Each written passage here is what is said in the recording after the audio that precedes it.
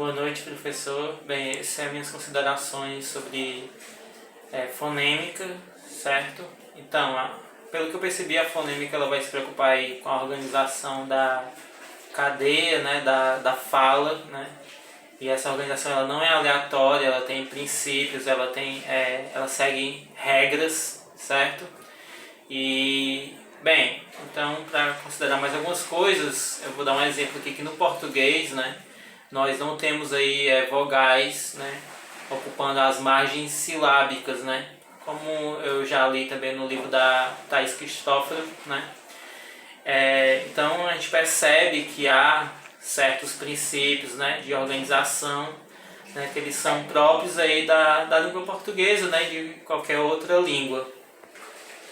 Bem, no português a gente não pode sequenciar consoantes e vogais, né, de qualquer forma, né. Algumas sequências elas serão permitidas e outras não, serão excluídas, né. No português, né, não há palavras, por exemplo, iniciadas em S e T, como o professor orientou na videoaula. E um exemplo que eu trouxe do inglês, que eu estava percebendo, são palavras que eu já conheço, que é strawberry, né? Que ela começa com ST, strawberry, e stadium, né? Também começa com ST. Bem, então no inglês é permitido o ST, né? Por conta ali da organização, né? Da fala no inglês. E no português já não é. Então a fonêmica ela irá estudar essa organização, né, dessas sequências sonoras que são permitidas dentro de uma determinada língua, né? Bem, e como eu mesmo percebi na aula, o termo fonêmica ele é próprio do estruturalismo, certo? E também eu trouxe algumas considerações sobre a palavra Califórnia, né? Que na língua inglesa ela possui aí a mesma forma, né? A mesma estrutura silábica aí do que na língua portuguesa, né? Califórnia. Aí só não vai ter o acento gráfico, né? Ali na vogal O, acento tônico na vogal O, mas o resto da grafia é a mesma. O que vai variar aí a pronúncia, né? Que lá eles vão pronunciar de um jeito, California, e aqui no português brasileiro a gente vai pronunciar Califórnia, certo?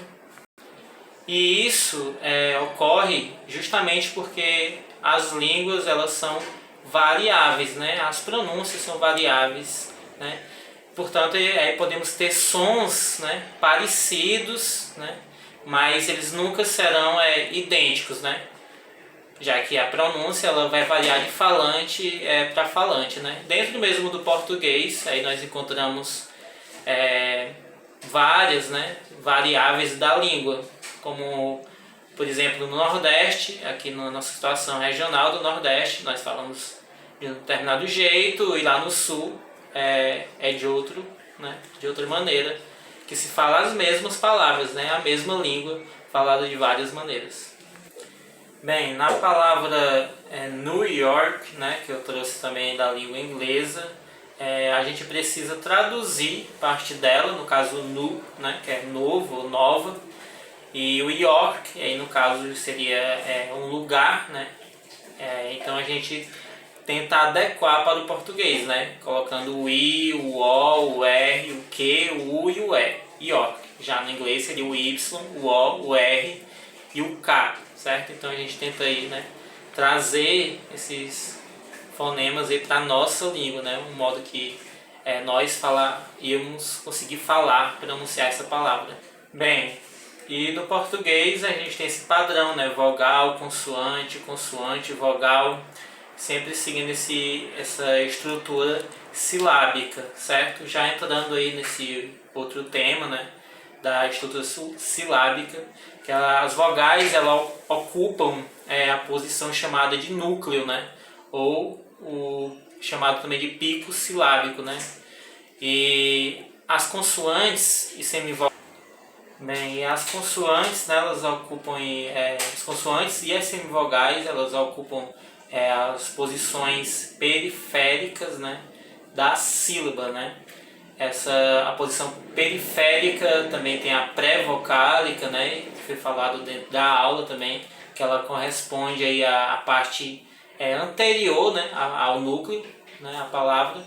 Ela pode ser chamada de ataque ou de onset silábico, né, e ela pode não ser preenchida aí por nenhum segmento, né. E a posição periférica pós-vocálica corresponde à parte, né, já posterior aí da palavra, do núcleo, chamada de coda silábica, né, o finalzinho da palavra, que também pode não estar aí preenchido. Bem, e a vogal, ela é o núcleo, né, da sílaba, né, como eu falei. E as consoantes, elas vão ficar aí ocupando as partes periféricas, né, da palavra, certo? O ataque silábico, né, ele é referido aí na nova nomenclatura de linguística, né, portuguesa.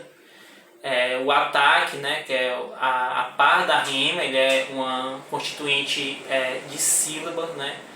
Pode ocorrer aí na parte inicial da sílaba, né? É constituído por um ataque simples, né? Tem essa nomenclatura simples, e também tem o ramificado. E também o onset silábico, né? Também tem simples e tem o complexo. O simples, ele corresponde apenas a uma vogal, né? Qualquer consoante do português brasileiro aí pode ocupar essa posição, né? Um exemplo aí do onset silábico simples é por exemplo, faro, né? Folha, sonho, né? E o onset silábico complexo, ele já é preenchido por duas consoantes, né? A coda silábica também aí tem a nomenclatura simples, a coda simples, e a complexa. A simples, ela é quando ela ocupa uma consoante, ela ocupa essa posição, né? Uma consoante, apenas uma consoante. E a complexa é quando há duas, né, ou mais consoantes nessa posição.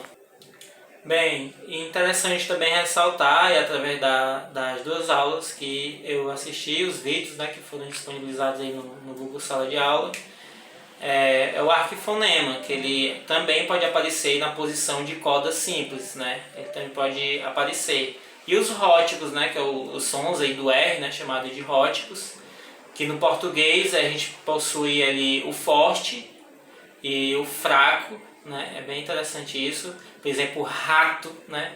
Aí o som do R já vai ser mais forte, né? No começo da palavra, né? E, né? Rato, ele é um som mais forte, o R.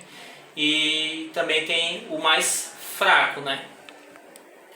Bem, um exemplo aí de um som de R mais fraco, né? No português brasileiro seria faro, né?